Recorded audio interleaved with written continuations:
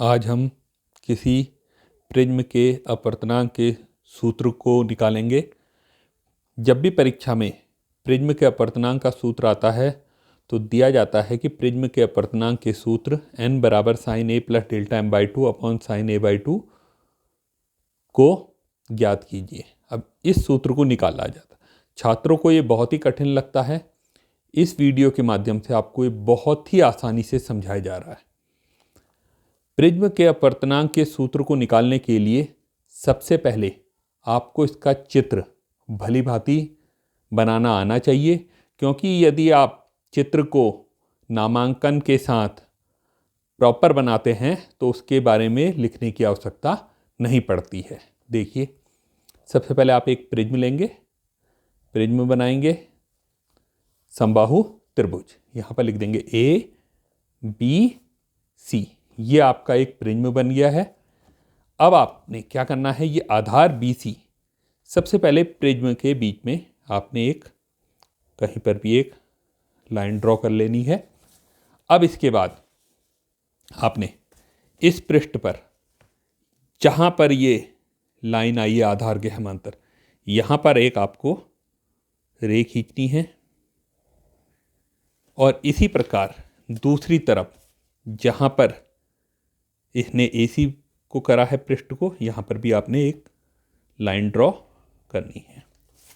अब देखिए, हमारे पास कुछ इस प्रकार से लाइनें आ गई। इस लाइन को आपने नाम देना है PQ, ये आपकी आपतित किरण हो गई, QR अपवर्तित किरण हो गई और RS निर्गत किरण हो गई। अब आपतन कोण के लिए इस फलक पे यहाँ पर आपने अभिलंब ड्रॉ करना है और इसी प्रकार दूसरे पर भी डॉट डॉट से करेंगे। अब देखिए, ये पहला वाला जो था इसका नाम आप देंगे M डैश, दूसरे का दे देंगे N डैश। अभिलंब और आपतित किरण के बीच का कोण आपतन कोण, इसे आपने I से दर्शाना है। अपवर्तित किरण और अभिलंब के बीच का कोण, इसे आपने R से। फिर QR, ये दूसरे पृष्ठ पर आपतित किरण हुई, यहाँ पर ये जो आपतन कोण होगा इसको आपने R डैश लिखना है और निर्गत कोण को, जो ये अभिलंब और निर्गत किरण के बीच का कोण है, इसको आपने I या E से I डैश से लिख देते हैं आप। तो अब इसके बाद आपने नामांकन चित्र बनाना है। तो ये हो गया आपका आपतित किरण, ये था आपका अभिलंब, ये हो गया आपका आपतन कोण,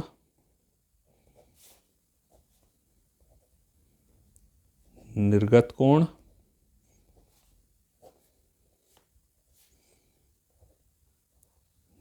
निर्गत किरण, दूसरे पृष्ठ पर ये अभिलंब। अब देखिए,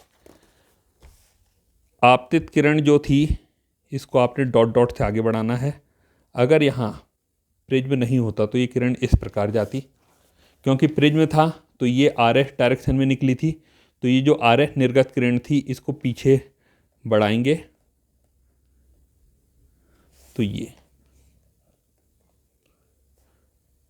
ये जो होगा ये है विचलन कोण। इस बिंदु को F कह दीजिए, इसको G कह दीजिए, जहाँ पर इसने से कट करा। तो इस प्रकार आपका यह चित्र बन गया है। अब इसमें R और R डैश के बारे में नहीं लिखा है। R जो है वो पृष्ठ AB पर अपवर्तन कोण है और R डैश जो है पृष्ठ AC पर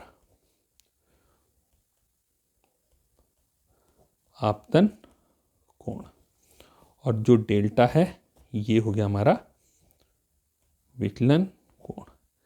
इस तरीके से चित्र बनाने के बाद आपको इसके बारे में लिखने की आवश्यकता नहीं है, क्योंकि चित्र से पूरा क्लियर हो रहा है। ABC हमारा एक प्रिज्म है जिस पर PQ एक किरण आपतित होती है।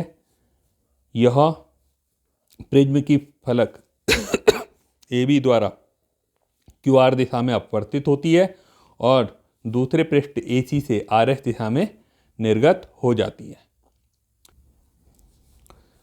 AB पर हमने अभिलंब खींचा MM डैश, AC पर खींचा NN डैश।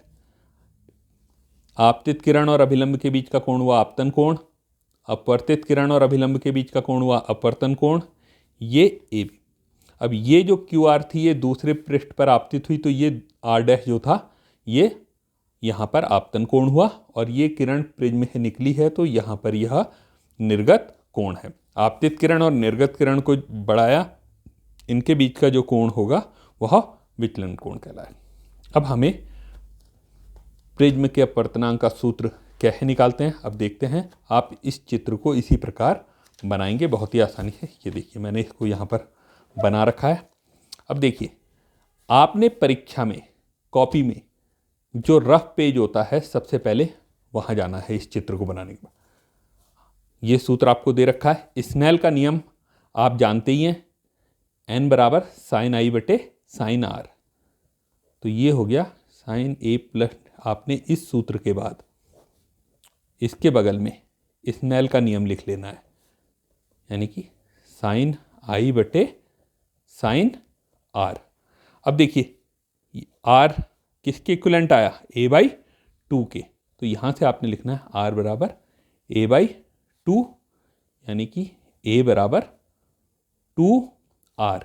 और इस 2r को देखिए यहाँ a बराबर r प्लस r डैश, ये समीकरण नंबर आपकी 1 हो जाएगी। इसी प्रकार ऊपर आपने i बराबर a प्लस डेल्टा m/2,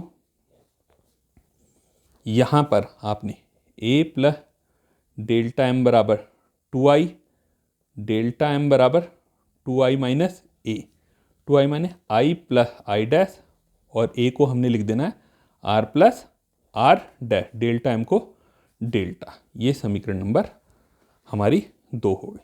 अब जब हमने स्नेल के नियम से निकाल दिया तो सबसे पहले अब आपने क्या करना है, जब कॉपी में आप करेंगे ये काम रफ में कर लेना है। सबसे पहले आपने इसके विचलन कोण को इस तरीके से ड्रॉ करना है। ये यहाँ पर डेल्टा m, अल्पतम विचलन की स्थिति में for delta equal to delta m हमारा i डैश के बराबर होता है तथा r डैश के बराबर होता है। इस समय ये जो QR होती है ये आधार के समांतर होती है।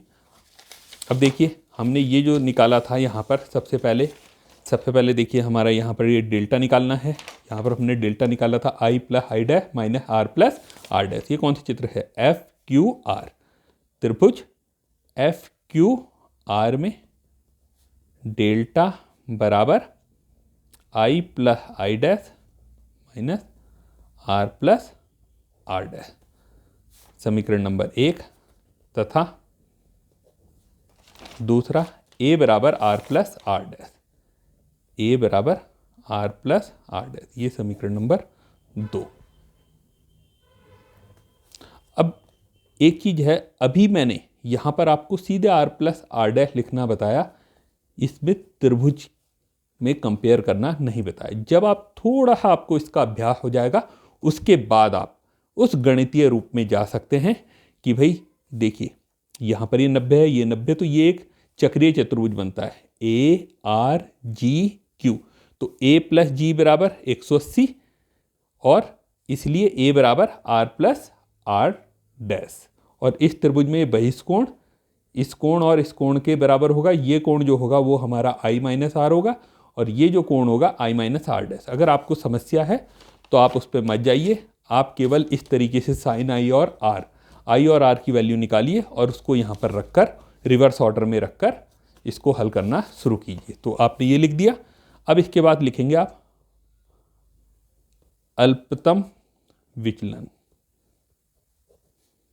की स्थिति में I बराबर I डैश तथा R बराबर R डैश।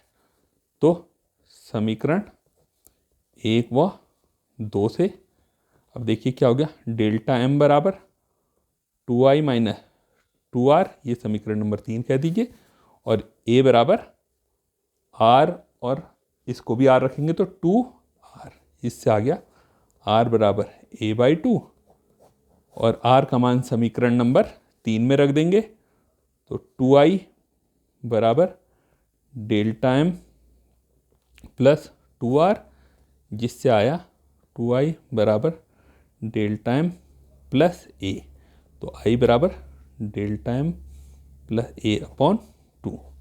तो ये आपतन कोण आ गया है हमारा, ये अपवर्तन कोण आ गया, इसलिए प्रिज्म का अपवर्तनांक n बराबर साइन I बटे साइन R, n बराबर हो गया sine A plus delta M/2 upon sine A/2।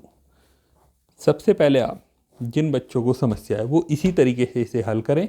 जब थोड़ा अभ्यास हो जाए उसके बाद तब आप जाइए जो आपने बहिष्कोण और यहाँ पर ये चक्रीय चतुर्भुज वाला लिखना है, नहीं तो आप इस तरीके से आसानी से इसे हल कर सकते हैं।